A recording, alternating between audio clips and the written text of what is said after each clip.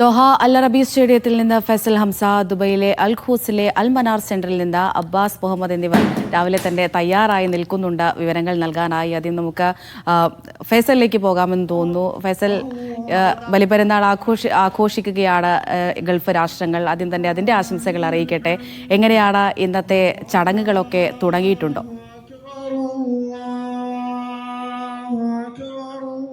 അമൃത, ഈദാശംസകൾ. ആദ്യം തന്നെ ഖത്തറിൽ കൃത്യം 4:58 ഖത്തർ സമയം 4:58 ബലിപെരുന്നാൾ നമസ്കാരം തുടങ്ങുന്നത്.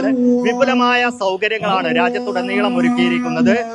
നമുക്കറിയാം, ലോകകപ്പ് വേദിയായ എഡ്യൂക്കേഷൻ സിറ്റി ഉൾപ്പെടെ വിവിധ ഫുട്ബോൾ സ്റ്റേഡിയങ്ങളും അതോടൊപ്പം തന്നെ ഈദ്ഗാഹുകളും പള്ളികളുമെല്ലാമായി 710-ലേറെ കേന്ദ്രങ്ങളാണ് പ്രാർത്ഥനയ്ക്കായി ഒരുക്കിയിരിക്കുന്നത്. ഞാനിപ്പോഴുള്ളത് അൽ അറബി സ്റ്റേഡിയത്തിലാണ്. ഇവിടെ മലയാളികൾ പൊതുവെ തടിച്ചുകൂടുന്ന, വളരെയധികം മലയാളികൾ തടിച്ചുകൂടുന്ന ഒരു കേന്ദ്രമാണ് ഈ അൽ അറബി സ്റ്റേഡിയം. ഇവിടെ പ്രാർത്ഥനയ്ക്ക് എത്തുന്ന ആളുകളിൽ നല്ലൊരു പങ്കും മലയാളികളാണ്. നമുക്കിപ്പോൾ ഈ ദൃശ്യങ്ങളിൽ നിന്ന് തന്നെ മനസ്സിലാകും ഇവിടേക്ക് എത്തുന്ന ആളുകളെല്ലാം ഇപ്പോൾ നമസ്കാരത്തിനായി വന്നുകൊണ്ടിരിക്കുകയാണ്. ഏതാണ്ട് ഇനി 10 മിനിറ്റിൽ താഴെ മാത്രമാണ് നമസ്കാരം തുടങ്ങാനുള്ളത്.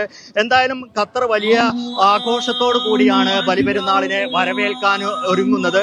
നമുക്കറിയാം, ചൂട് കാലമാണ് ഗൾഫിലെല്ലാം. ഇന്ന് ഉച്ചയ്ക്ക് വലിയ ആഘോഷ പരിപാടികളൊന്നും ഉണ്ടാവില്ല. സാധാരണഗതിയിൽ എഡ്യൂക്കേഷൻ സിറ്റി സ്റ്റേഡിയത്തിലെല്ലാം പെരുന്നാൾ നമസ്കാരാനന്തരം വലിയ പരിപാടികൾ ഉണ്ടാവാറുണ്ട്. പക്ഷേ ഇത്തവണ അത്തരം പരിപാടികളെല്ലാം ചുരുക്കിയിട്ടുണ്ട്. കാരണം രാവിലെ തന്നെ വലിയ ചൂടിലേക്ക് രാജ്യം മാറും. പക്ഷെ വൈകുന്നേരത്തോടു കൂടി ആഘോഷങ്ങളിലേക്ക് കടക്കും. വെടിക്കെട്ടോടു കൂടിയാണ് ഖത്തർ പെരുന്നാളിനെ വരവേൽക്കാൻ ഒരുങ്ങുന്നത്. പതിവ് പോലെ ഖത്തറിലെ സാംസ്കാരിക കേന്ദ്രമായ ഖത്താറയിൽ വെടിക്കെട്ടുണ്ടാകും. 3 ദിവസം, ഇന്നു മുതൽ 3 ദിവസമാണ് രാത്രി 8:30-ക്ക് ഖത്തറിൽ വെടിക്കെട്ട് നടക്കുന്നത്. അതോടൊപ്പം തന്നെ മറ്റൊരു സ്ഥലമാണ് വക്ര ഓൾഡ് സൂക്കിലും വെടിക്കെട്ടുണ്ട്. 2 ഇടങ്ങളിലാണ് ഇത്തവണ വെടിക്കെട്ടുള്ളത്. മറ്റ് രാജ്യത്തിന്റെ പ്രധാന കേന്ദ്രങ്ങളിലെല്ലാം ഖത്തറിലായാലും ഓൾഡ് ദോഹ പോർട്ടിലായാലും പ്രത്യേകിച്ച് എടുത്തു പറയേണ്ട ഒരു കാര്യം, നാളെ 974 ബീച്ചിൽ ഒരു ഈദ് കാർണിവൽ ഒരുക്കിയിട്ടുണ്ട്.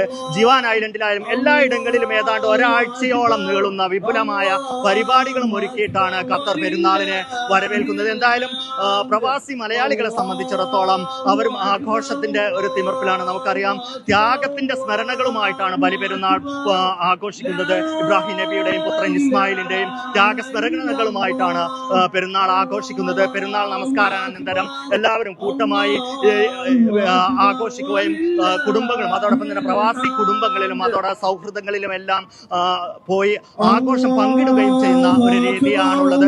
മാത്രമല്ല, ഇതര GCC രാജ്യങ്ങളിൽ നിന്നുള്ള കുടുംബാംഗങ്ങൾ, സുഹൃത്തുക്കളെല്ലാം ഖത്തറിലേക്ക് എത്തുന്ന ഒരു കാഴ്ച കൂടിയുണ്ട്. വിവിധ സ്ഥലങ്ങളിൽ നമുക്കറിയാം, GCC രാജ്യങ്ങളിലെ വിസ വളരെ ലഘൂകരിച്ച ഒരു സാഹചര്യം കൂടി. അതുകൊണ്ട് തന്നെ ഖത്തറിലേക്ക് ഹയാ വിസയിലും മറ്റുമായി നിരവധി ആളുകളാണ് ആഘോഷത്തിനെല്ലാം വന്നുകൊണ്ടിരിക്കുന്നത്. ഏതാണ്ട് നേരത്തെ സൂചിപ്പിച്ചതുപോലെ 5 മിനിറ്റിനകം തന്നെ ഖത്തറിൽ പെരുന്നാൾ നമസ്കാരത്തിന് തുടക്കമാകും. അമൃത, ഫൈസൽ, എങ്ങനെയാണ് ഇത്തവണ ഈ അജ്മാൻ, അതുപോലെ ദുബായ്, ഷാർജ ഉൾപ്പെടെയുള്ള എമിറേറ്റുകളിലൊക്കെ മലയാളത്തിലും ഈദ്ഗാഹുകൾ ഉണ്ട് എന്നൊക്കെ മനസ്സിലാക്കുന്നുണ്ട്. ഖത്തറിൽ എങ്ങനെയാണ്?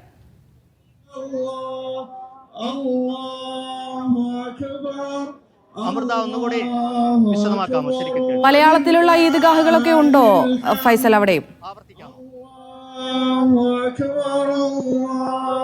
അമൃത, ഞാനിപ്പോൾ നിൽക്കുന്ന നേരത്തെ സൂചിപ്പിച്ചതുപോലെ അൽ അറബി സ്റ്റേഡിയം. ഈ അൽ അറബി സ്റ്റേഡിയത്തിലെ ഈ ഈദ്ഗാഹിന്റെ ഏറ്റവും വലിയ പ്രത്യേകത മലയാളികൾ ഏറ്റവും കൂടുതൽ ഒരുമിച്ച് കൂടുന്നു എന്നുള്ളതാണ്. ഇതടക്കം 8 ഇടങ്ങളിലാണ് ഖത്തറിൽ വിവിധ മലയാളി സംഘടനകളുടെ ആഭിമുഖ്യത്തിൽ മലയാളത്തിലുള്ള പരിഭാഷ ഉള്ളത്. ഇവിടെ PP റഹീം എന്ന മലയാള പരിഭാഷകനാണ് ഖുത്ബ മലയാളത്തിലേക്ക് പരിഭാഷപ്പെടുത്തുന്നത്. ഇതടക്കം ഇതിന്റെ സമീപത്തുള്ള ഈദ്ഗാഹുകളിലും പ്രധാനപ്പെട്ട ഈദ്ഗാഹുകളിലെല്ലാം ഇത്തരം സൗകര്യങ്ങൾ ഒരുക്കിയിട്ടുണ്ട്. 8 ഇടങ്ങളിൽ ഖത്തറിൽ മലയാള പരിഭാഷയുണ്ട്. അമൃത.